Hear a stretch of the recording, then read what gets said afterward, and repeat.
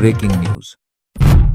संयुक्त राज्य अमेरिका के राष्ट्रपति डोनाल्ड ट्रंप ने घोषणा की है कि भारत और संयुक्त राज्य अमेरिका के बीच एक व्यापार समझौता होगा। संगीत और तत्काल पारस्परिक शुल्क कम किया जाएगा। मैं उनका बयान पढ़ने जा रहा हूं जो पारस्परिक शुल्क कम किया जाएगा। उन्होंने ट्रुथ सोशल पर पोस्ट किया था। वे कहते हैं, आज सुबह भारत के प्रधानमंत्री मोदी से बात करना सम्मान की बात थी। वह मेरे सबसे अच्छे दोस्तों में से एक हैं और अपने देश के एक शक्तिशाली और सम्मानित नेता हैं। हमने संगीत, व्यापार और रूस और यूक्रेन के साथ युद्ध समाप्त करने सहित कई चीजों के बारे में बात की। वह रूसी तेल खरीदना बंद करने और संयुक्त राज्य अमेरिका और संभावित रूप से वेनेजुएला से बहुत अधिक खरीदने के लिए सहमत हुए। इससे यूक्रेन में युद्ध को समाप्त करने में मदद मिलेगी जो अभी हो रहा है और हर हफ्ते हजारों लोग मर रहे हैं। प्रधानमंत्री मोदी के लिए दोस्ती और सम्मान के कारण और उनके अनुरोध संगीत के अनुसार तुरंत प्रभावी। हम संयुक्त राज्य अमेरिका और भारत के बीच एक व्यापार समझौते पर सहमत हुए जिसके तहत संयुक्त राज्य अमेरिका इसे 25% से घटाकर 18% कर देगा। संगीत, इसी तरह वे संयुक्त राज्य अमेरिका के खिलाफ अपने टैरिफ और गैर टैरिफ बाधाओं को शून्य करने के लिए आगे बढ़ेंगे। प्रधानमंत्री ने अमेरिकी ऊर्जा, प्रौद्योगिकी, कृषि, कोयला और कई अन्य उत्पादों के $500 बिलियन से अधिक के अलावा बहुत उच्च स्तर पर अमेरिकी खरीदने के लिए भी प्रतिबद्ध किया। भारत के साथ हमारे अद्भुत संगीत संबंध आगे जाकर और भी मजबूत होंगे। प्रधानमंत्री मोदी और मैं दो लोग हैं जो संगीत चीजों को करते हैं, कुछ ऐसा जो अधिकांश के लिए नहीं कहा जा सकता है। इस मामले पर ध्यान देने के लिए धन्यवाद। तो यह आम तौर पर अमेरिकी राष्ट्रपति के रूप में दिया जाता है। अब मूल रूप से मैं इसके ऑपरेटिव भाग से गुजरने जा रहा हूं। नंबर 1, भारत वेनेजुएला से तेल का आयात करने जा रहा है। ट्रंप के अनुसार भारत रूस से तेल का आयात बंद करने जा रहा है। संगीत, इसके परिणामस्वरूप और ट्रंप के अनुसार भारत सरकार के अनुरोध के अनुसार अमेरिका एक कम पारस्परिक टैरिफ संगीत को 25% से घटाकर 18% कर देगा। यह इसी तरह अमेरिका के खिलाफ टैरिफ और गैर टैरिफ बाधाओं को शून्य करने के लिए आगे बढ़ेगा। इस पर अधिक जानकारी के लिए शिवारू अब हमारे साथ जुड़ते हैं। तो आज देर रात शाम हमें अमेरिकी राष्ट्रपति से एक घोषणा मिली है कि एक व्यापार सौदा हो गया है। हम विदेश मंत्रालय का इंतजार करेंगे क्योंकि मुझे लगता है कि इस व्याख्या को सही करने के लिए यह महत्वपूर्ण है। विष्णु को बिल्कुल सही करें। यह एक बहुत बड़ी ब्रेकिंग न्यूज है जो आज देर रात आ रही है और NDTV का विश्लेषण और भारत और संयुक्त राज्य अमेरिका के बीच तनाव के बारे में ब्रेकिंग न्यूज कवरेज जो किसी प्रकार के युद्ध विराम की ओर ले जा रहा है, बिल्कुल सच साबित हुआ है। आप उस पर भी रिपोर्ट कर रहे हैं।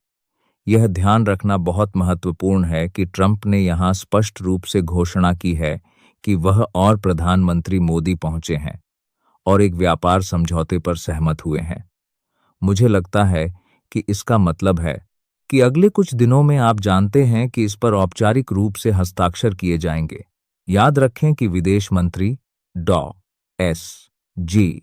शंकर इस समय संयुक्त राज्य अमेरिका में हैं। मैं मान रहा हूं कि जो भी बातचीत हो रही है उसके ढीले छोर विष्णु को डॉ.एस. जंकर और उनकी टीम ने सचिव मार्को रूबियो के साथ बांध दिया है।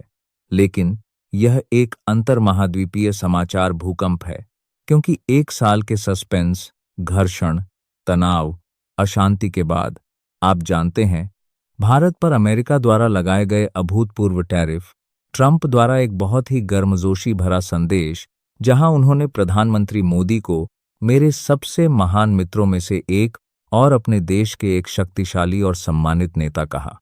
उन्होंने कहा, हमने व्यापार सहित कई चीजों के बारे में बात की। वह रूसी तेल खरीदना बंद करने के लिए सहमत हो गए।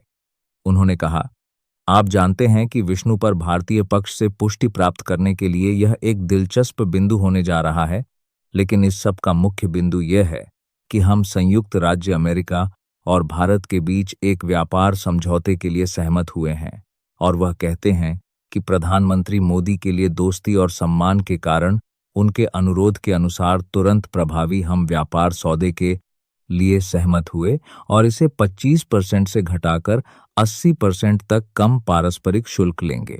इसी तरह वे संयुक्त राज्य अमेरिका के खिलाफ अपने टैरिफ और गैर टैरिफ बाधाओं को शून्य करने के लिए आगे बढ़ेंगे। प्रधानमंत्री ने $500 अरब से अधिक अमेरिकी ऊर्जा के अलावा अमेरिका को बहुत उच्च स्तर पर खरीदने के लिए भी प्रतिबद्ध किया। तो इस विष्णु के मूल रूप से 3 भाग बहुत जल्दी हैं। वह दोनों नेताओं के एक व्यापार समझौते पर पहुंचने के बारे में बात करते हैं जिसकी घोषणा की जानी चाहिए। बी, रूसी और संभावित वेनेजुएला के तेल का उल्लेख। यह देखते हुए कि अंतर्राष्ट्रीय संदर्भ में यह कितना विवादास्पद रहा है, हमें यह देखना होगा कि भारतीय विदेश मंत्रालय इसके बारे में क्या कहता है और देखना होगा कि टैरिफ को तत्काल प्रभाव से कम किया गया है। आप जानते हैं कि ट्रंप द्वारा उपयोग किए गए शब्द उनके हस्ताक्षर की तरह गर्मजोशी और अनौपचारिकता रखते हैं। उनका कहना है कि मोदी के प्रति बहुत सम्मान के कारण वे उन्हें अपने सबसे अच्छे दोस्तों में से एक कहते हैं। One of the reasons, one of the areas which was a no-go area. Aditya, important to wait to see what the fine print is? Well, certainly it's a big announcement nonetheless between India and United States. It was on cards for some time. There were some final, discussions that were underway over the last 48 to 72 hours. We had spoken to top sources in the government of India who confirmed that this is nearing closure, both the MEA and the Ministry of Commerce. And now finally we have a trade deal in place. The tariffs have been reduced from 25% to 18%. These are some very critical developments. And himself, Donald Trump, announcing the same means that he meant business. And certainly after tough negotiations from both sides, it has been achieved. Obviously, Vishnu, you talk about the agriculture, the dairy sector, that those are very important sectors which are no-go areas. Very stringent rules apply there. We saw a similar situation when it comes to the India-EU trade deal as well. But this time, Modi and Trump have sealed it finally after a phone call. There are details that Trump has given. He has said that Modi has agreed to completely stop buying Russian oil, also buy Venezuelan oil.